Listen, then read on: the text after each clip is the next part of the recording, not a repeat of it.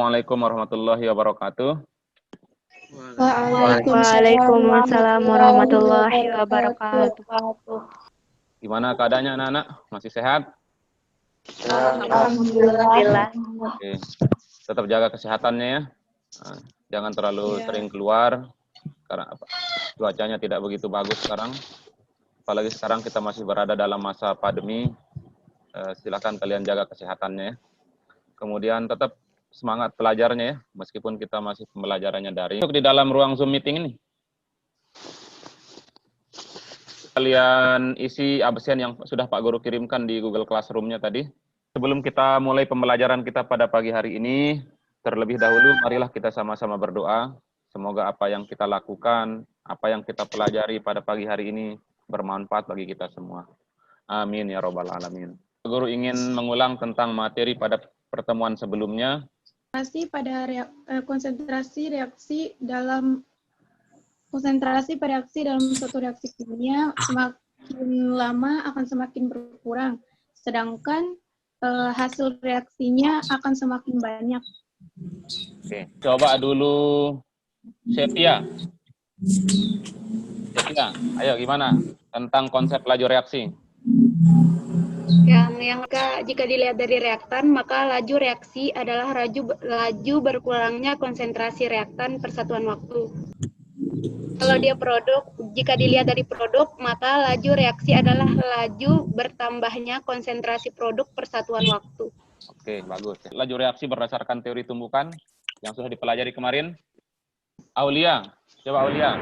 Faktor yang mempengaruhi laju reaksi yang pertama konsentrasi, kemudian luas permukaan, kemudian suhu, dan katalis. Katalis, oke, bagus. Adapun indikator ataupun tujuan pembelajaran yang akan kita bahas pada pertemuan kali ini, yang pertama itu adalah menjelaskan faktor-faktor yang mempengaruhi laju reaksi melalui percobaan, kemudian menganalisis faktor-faktor yang mempengaruhi laju reaksi melalui percobaan, kemudian itu menyimpulkan pengaruh konsentrasi, suhu, dan luas permukaan bidang sentuh pada reaksi berdasarkan hasil pengamatan. Sebelum kita masuk materi, Pak Guru ingin memberikan video tentang faktor-faktor yang mempengaruhi laju reaksinya.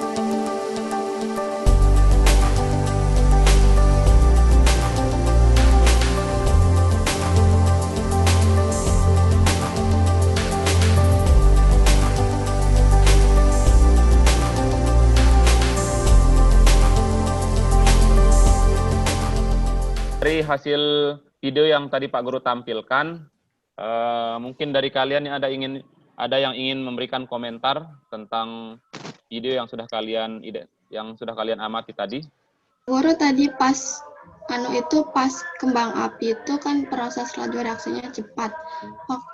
Faktor laju reaksi apa yang digunakan pada kembang api itu Pak Guru sehingga bisa tergolong laju reaksi cepat? Oke. Kita tampung dulu ya tentang pertanyaannya Aulia tadi. Untuk kaplet lebih apa tadi Anita? Lebih lambat larutnya daripada yang berbentuk. Ya, lebih lambat larutnya daripada yang berbentuk serbuk. Oke, bagus ya. Iya. Oke. Nanti materinya itu akan Pak Guru share lewat Google Classroom-nya nanti.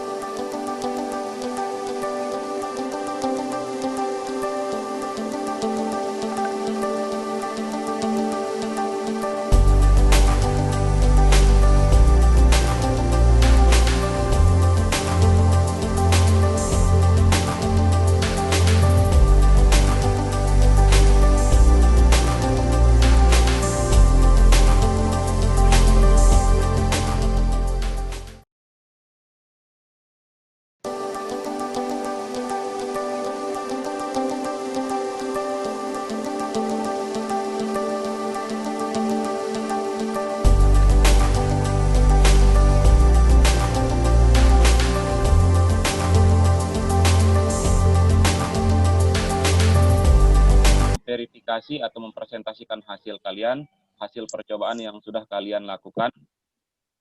Sekarang Pak Guru minta.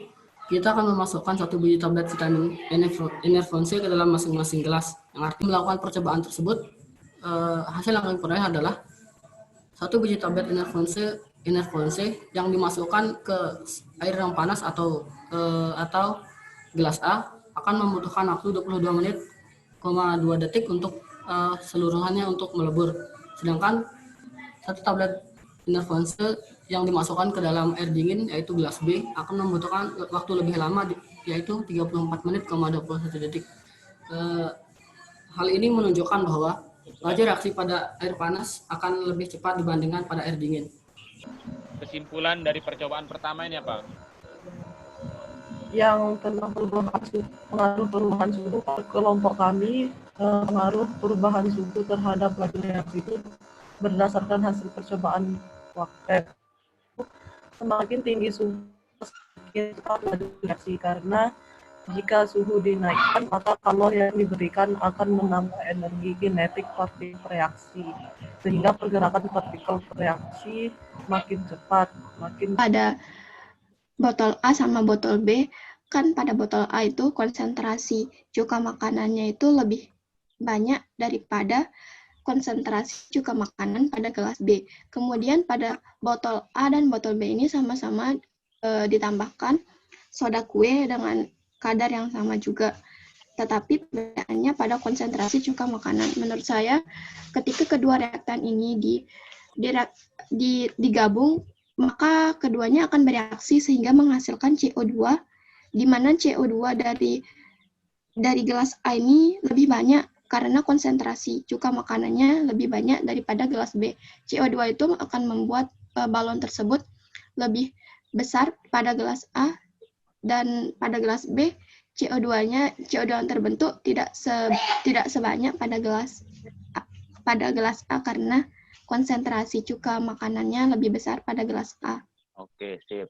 Ya, jadi kenapa balon udara di gelas A di botol A itu lebih besar? Karena di sana konsentrasi cuka makanannya itu lebih besar dibandingkan dengan yang di percobaan kedua. Nah, air di sana itu fungsinya itu adalah sebagai pelarut. Nah, jadi semakin banyak pelarut yang ditambahkan, maka konsentrasi larutannya akan semakin Kecil. akan semakin Berkurang. berkurang. Nah, siapa yang mau memberikan refleksi dulu tentang kegiatan pembelajaran kita pada pagi hari ini? Berdasarkan percobaan-percobaan di atas, dapat kita simpulkan bahwa hal-hal yang mempengaruhi laju suatu reaksi adalah suhu, konsentrasi, dan luas permukaan. Dari percobaan tersebut dapat kita simpulkan bahwa semakin panas suhu yang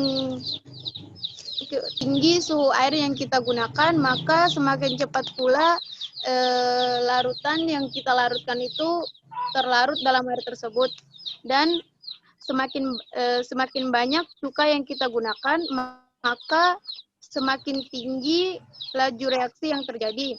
Terus pada percobaan yang ketiga,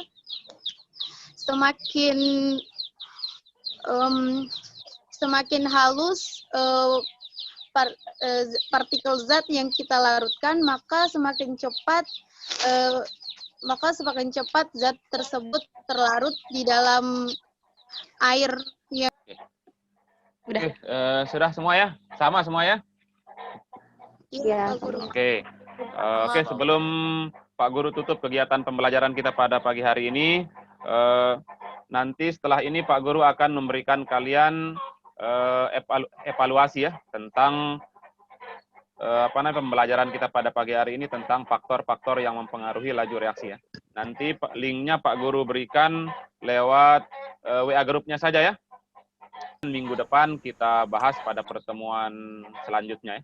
Pak Guru tutup kegiatan pembelajaran kita pada pagi hari ini membaca alhamdulillah. Alhamdulillahirabbil alamin. Assalamualaikum warahmatullahi wabarakatuh.